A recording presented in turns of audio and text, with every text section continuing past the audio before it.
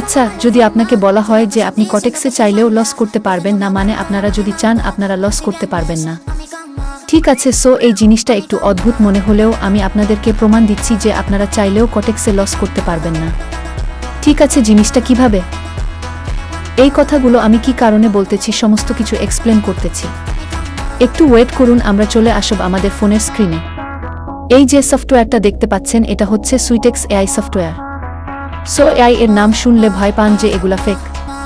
আপনি এগুলা যাচাই বাছাই করার আপনাদেরকে অপশন আছে। কোনো আপনার টেনশন করতে হবে না, আমি সমস্ত প্রুফ দিচ্ছি। ঠিক আছে, আমরা সফটওয়্যারটা ওপেন করি। এই জায়গায় 3 ডটে ক্লিক করব। একটা ট্রেডারে ট্রেড করতে যা যা প্রয়োজন, ঠিক আছে।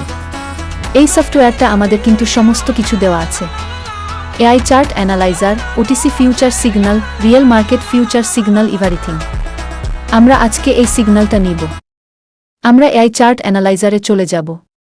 ঠিক আছে, আমরা এই দিক থেকে মার্কেটে চলে আসব।